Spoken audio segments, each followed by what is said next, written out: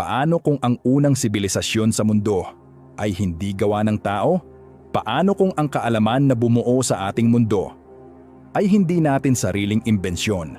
Sa ilalim ng buhangin ng kasaysayan, may nakatagong kwento, isang kwento na kayang baguhin ang lahat ng alam natin tungkol sa pinagmulan ng sibilisasyon.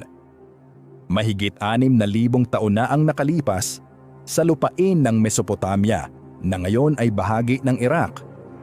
Umusbong ang isang sibilisasyon na tinatawag na Sumer o Sumerian.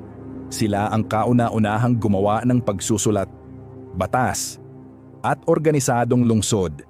Pero may isang tanong na hanggang ngayon, wala pa ring malinaw na sagot. Paano nila nalaman ang lahat ng ito ng napakaaga? Natagpuan ng mga archaeologist ang libu-libong clay tablets na naglalaman ng pinakaunang pagsusulat sa mundo. Dito nakasulat ang kanilang kaalaman, matematika, astronomiya, at mga kwento ng kanilang mga Diyos.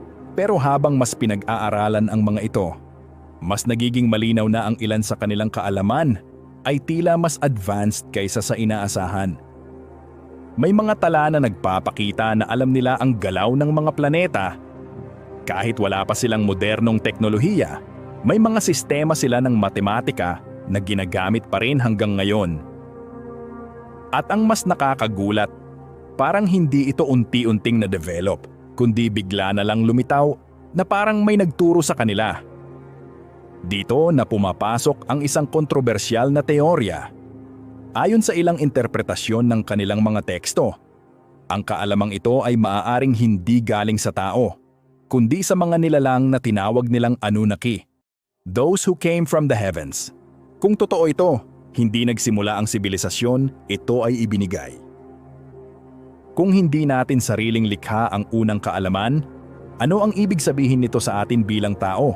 Tayo ba ay mga tagapagmana lamang ng isang mas sinaunang karunungan o may bahagi ng ating pinagmulan na matagal nang nakalimutan?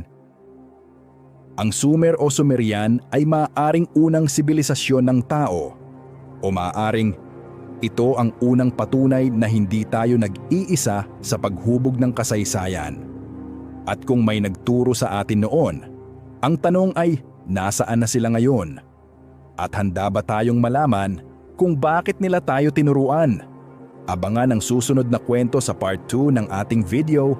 Please like and subscribe kung nagustuhan mo ang ating kwento.